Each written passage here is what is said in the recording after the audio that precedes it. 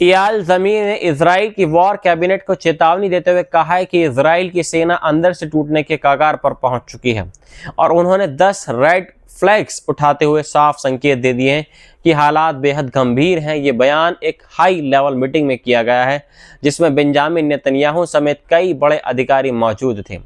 Reports के मुताबिक सेना उस वक्त अभूतपूर्व दबाव में है और अगर तुरंत कदम नहीं उठाए गए तो उसकी ऑपरेशनल क्षमता पर बड़ा असर पड़ सकता है। सबसे बड़ी चिंता सैनिकों की कमी और पॉलिसी से जुड़ी खामियों को लेकर बताई गई है, जहां चीफ ने साफ कहा है कि सेना को तुरंत नए सर्विस कानून, रिजर्व फोर्स सिस्टम में सुधार और कंपलसरी सैन्य सेवा की अवधि बढ़ाने की जरूरत है। लगातार चल रही जंग और कई मोर्चों पर लड़ाई की वजह से सैनिक थक चुके हैं और संसाधनों पर भी भारी दबाव है। ये चेतावनी ऐसे समय पर आई है जब इजराइल एक साथ कई फ्रंट्स पर संघर्ष कर रहा है, जिससे सेना की क्षमता पर गंभीर सवाल खड़े हो रहे हैं। अब सबसे बड़ा सवाल यह है कि क्या इजराइल सरकार इस चेतावनी को गंभीरता से लेकर तुरंत फैसले करेगी या फिर हालात और बिगड़ेंगे, क्योंकि अगर सेना की स्थिति कमज़ोर होती है तो इसका सीधा असर पूरे युद्ध के परिणाम पर पड़ सकता है और मिडल ईस्ट का ये संघर्ष और भी कंट्रोल से बाहर हो सकता है। डोनाल्ड ट्रंप ने ईरान को लेकर अपनी डेडलाइन और ज़्यादा बढ़ा दी है, यानी पहले 5 दिन था, अब इसके बाद में 5 दिन और बढ़ा दिए हैं और साफ कहा है कि अगर ईरान ने स्ट्रेट ऑफ हार्मोज को दोबारा नहीं खोला तो उसके ऊर्जा संयंत्रों को निशाना बनाया जाएगा। लेकिन जवाब में इस्लामिक रेवोल्यूशनरी गार्ड कॉर्प्स ने भी कड़ा रुख अपनाते हुए ऐलान कर दिया है कि अमेरिका और इजराइल का साथ देने वाले देशों के बंदरगाहों तक जाने वाले जहाज़ों पर रोक लगा दी जाएगी।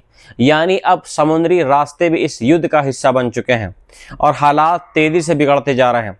ये वही स्ट्रेट ऑफ हार्मोज है जहां से दुनिया का करीब 20% तेल गुजरता है और अगर ये बंद होता है तो पूरी दुनिया में तेल और गैस की कीमत रिकॉर्ड स्तर पर पहुंच सकती हैं, जिससे महंगाई और आर्थिक संकट गहरा सकता है। 28 फरवरी से शुरू हुई इस जंग में यूनाइटेड स्टेट्स और इजराइल के हमलों के बाद पूरी मिडल ईस्ट में संघर्ष फैल चुका है और हजारों लोगों की जानें जा चुकी हैं, जबकि लेबनान में भी हालात बिगड़ गए हैं, जहां बड़े पैमाने पर लोग अपने घर छोड़ने को मजबूर हो चुके हैं।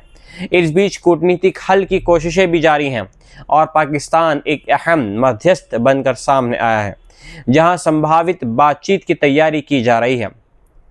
जॉन वैटफुल ने संकेत दे दिया है कि दोनों पक्षों के बीच अप्रत्यक्ष संपर्क पहले से चल रहे हैं और जल्द ही सीधी बातचीत हो सकती है। दूसरी तरफ ट्रंप ने 6 अप्रैल तक का अल्टीमेट दे दिया है और कहा है कि अगर इस दौरान कोई समझौता नहीं हुआ तो बड़े हमले किए जा सकते हैं।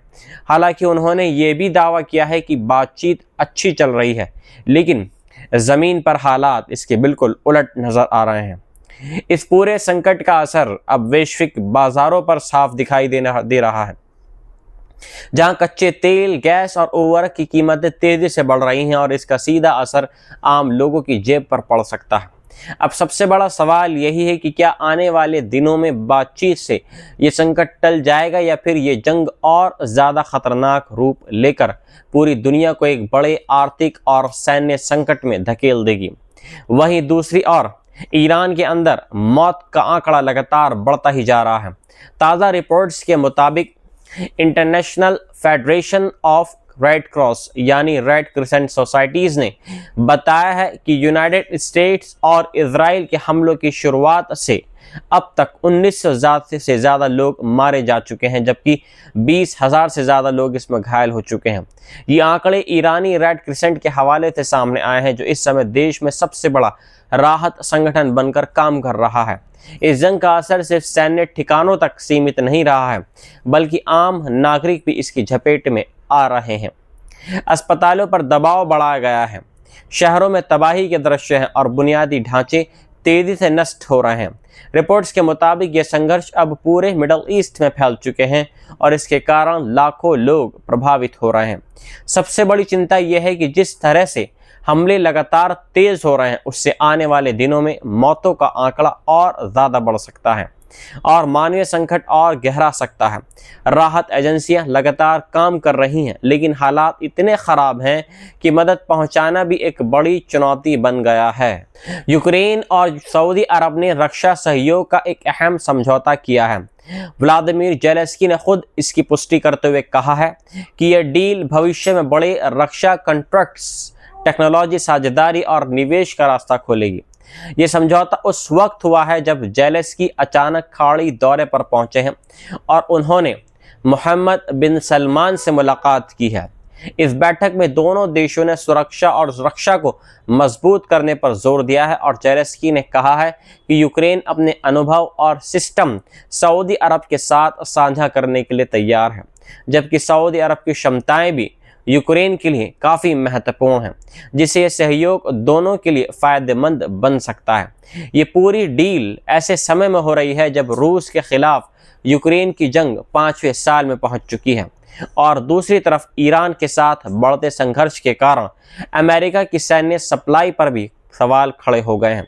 रिपोर्ट्स के मुताबिक यूनाइटेड स्टेट्स अपने हथियारों का सप्लाई को मिडिल ईस्ट की ओर शिफ्ट करने पर विचार कर रहा है, जिससे यूक्रेन पर दबाव बढ़ सकता है। इसी बीच यूक्रेन ने एक बड़ा कदम उठाते हुए 220 से ज़्यादा सैन्य जानकारों को मिडल ईस्ट भेजा है, जो वहां के देशों को ड्रोन हमलों से बचाव के तरीके सिखा रहे हैं। ये वही ड्रोन टेक्नोलॉजी है जिसने रूस यूक्रेन जंग का पूरा स्वरूप बदल दिया है। यूक्रेन ने तेज़ी से अपने ड्रोन प्रोडक्शन को और ज़्यादा बढ़ा दिया है और अब वह रोज़ाना करीब 2000 ड्रोन इंटरसेप्टर बनाने की क्षमता रखता है। यही वजह है कि अब वह अपने सैन्य जानकारों को दूसरे देशों के साथ शेयर कर रहा है और इसके बदले में फंडिंग और टेक्नोलॉजी हासिल करना चाहता है। इस पूरी कहानी में सबसे अहम बात यह है कि अब जंग सिर्फ सीमाओं तक सीमित नहीं रही है, बल्कि टेक्नोलॉजी, ड्रोन और रक्षा साझेदारी के जरिए नए गठबंधन बन रहे हैं और यूक्रेन खुद को एक डिफेंस टेक्नोलॉजी हब के रूप में पेश कर रहा है।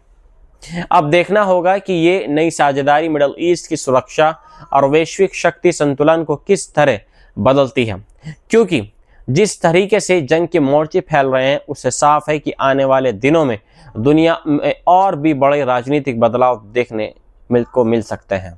इस्लामिक रेवोल्यूशनरी गार्ड कॉर्प्स ने ऑपरेशन ट्रू प्रॉमिस 4 की 83वीं लहर लॉन्च करने का दावा किया है, जिसमें मिसाइल और ड्रोन के जरिए अमेरिका और इजराइल के कई अहम ठिकानों को निशाना बनाया गया है। IRGC के मुताबिक ये हमला अबा अब्दुल्लाह अल हुसैन कोड के तहत किया गया है और इसमें लंबी दूरी और मीडियम रेंज मिसाइलों के साथ साथ मल्टी वॉरहेड सिस्टम और सुसाइड ड्रोन का इस्तेमाल किया गया है। इस हमले में अशदोद के ऑयल डिपो और स्टोरेज टैंक, मौदीन इलाके का सैन्य ठिकाना, अमेरिकी मिलिट्री इंफॉर्मेशन सेंटर और अल दफरा अल उदैरी और अली अल सलीम जैसे अमेरिकी एयरबेस को निशाना बनाने का दावा किया गया है। इसके अलावा शेख ईसा बेस पर पैट्रियट मिसाइल सिस्टम के मेंटेनेंस हैंगर और फाइटर जेट्स के फ्यूल टैंक को भी टारगेट किया गया है। ईरान ने दावा किया है कि ये सभी हमले पूरी तरीके से सफल रहे हैं और दुश्मन को भारी नुकसान पहुंचा रहे हैं। ईरान ने यह भी कहा है कि इन लगातार हमलों की वजह से इजराइल के अंदर हालात ऐसे हो गए हैं कि लोग सायरन से सायरन के बीच जीने को मजबूर हैं और लंबे समय तक बंकरों में रहना उनकी रोज़मर्रा की ज़िंदगी बन गई है। ये जवाबी कार्रवाई 28 फरवरी को शुरू हुई थी। अमेरिका इजराइल हमलों के बाद शुरू हुई थी, जिसमें ईरान के शीर्ष नेता अली खामनेई समेत कई बड़े सैन्य अधिकारी इसमें मारे गए थे। इसके बाद से अब तक 83 लहरों में हमले किए जा चुके हैं। इस जंग में हिजबुल्लाह और इराक की इस्लामिक रेजिस्टेंस भी ईरान के साथ आ गई है और उन्होंने भी कई मोर्चों पर हमले तेज कर दिए हैं। इसी बीच ईरानी सेना ने हाइफा पोर्ट पर भी ड्रोन हमला करने का दावा किया है, जहां नौसेना से जुड़े अहम ठिकानों और फ्यूल स्टोरेज को निशाना बनाया गया है। वहीं ईरान के सैन्य प्रवक्ता अब्दुल फजल शेखराची ने दावा किया है कि अमेरिकी सैनिक अब अपने सैन्य बेस छोड़कर होटलों में छिपने को मजबूर हो गए हैं और इसे उन्होंने अमेरिका की कमजोरी और पीछे हटने का संकेत बताया है। कुल मिलाकर हालात ऐसे बन चुके हैं जहां ये जंग अब सिर्फ सीमित संघर्ष नहीं रही है, बल्कि पूरे वेस्ट एशिया में फैल चुकी है और हर नए हमलों के साथ ये और ज़्यादा खतरनाक और कंट्रोल से बाहर होती जा रही है। हिजबुल्लाह ने दावा किया है कि उसने सिर्फ 24 घंटे के भीतर दक्षिणी लेबनान और उत्तरी कब्जे वाले फिलिस्तीन में मरकावा टैंकों को बड़े पैमाने पर तबाह कर दिया है। रिपोर्ट्स के मुताबिक बुधवार को कम से कम 21 टैंक नष्ट कर दिए गए हैं और गुरुवार सुबह तक 20 और टैंकों पर हमला किया गया है, जिससे कुल संख्या तेजी से बढ़ गई है। 2 मार्च से अब तक करीब 73 टैंक नष्ट होने का दावा किया गया है, जबकि ताज़ा हमलों के बाद ये आंकड़ा 100 के करीब पहुंचता दिखाई दे रहा है। लेबनानी रेजिस्टेंस के अनुसार देबल अल कतारा, तैयब और देर सिरियान जैसे कई इलाकों में गाइडेड मिसाइल और ड्रोन के जरिए टैंकों को निशाना बनाया गया है, जहां कुछ जगहों पर एक साथ कई टैंक तबाह किए गए हैं। इस ऑपरेशन को मरकावा मास्केर कहा जा रहा है, जो 2006 की जंग की याद दिला रहा है, जब कम संख्या में लड़ाकों ने भारी टैंक को नुकसान पहुंचाया था। सैन्य जानकारों का कहना है कि इस बार भी रणनीति वही है, जहां सस्ते एंटी टैंक मिसाइलों का इस्तेमाल कर महंगे टैंकों को निशाना बनाया जा रहा है। एक तरफ जहां एक मिसाइल की कीमत कुछ $1000 होती है, वहीं एक मरकावा टैंक की कीमत करीब $6 मिलियन तक बताई जा रही है और इसे बनाने में करीब 2 साल लगते हैं। यानी ये लड़ाई सिर्फ हथियारों की नहीं बल्कि लागत और रणनीति की भी बन गई है। बताया जा रहा है कि बुधवार को ही हिजबुल्लाह ने रिकॉर्ड 87 ऑपरेशन किए, जिनमें मिसाइल और ड्रोन दोनों का इस्तेमाल हुआ है। यह हमला उस लंबे तनाव के बाद आया है जब लेबनान के दक्षिणी इलाकों में लगातार हमले हो रहे हैं। अब हालात ऐसे बन चुके हैं कि ये जंग धीरे धीरे कई मोर्चों पर फैल रही है और हर दिन नए सैन्य रिकॉर्ड बन रहे हैं। सबसे बड़ा सवाल यही है कि क्या ये टैंक नुकसान युद्ध की दिशा बदल देगा या फिर ये संघर्ष और ज़्यादा भयंकर रूप ले लेगा, क्योंकि जिस तेज़ी से हमले बढ़ रहे हैं वह पूरे क्षेत्र को एक बड़े युद्ध की ओर धकेल रहे हैं।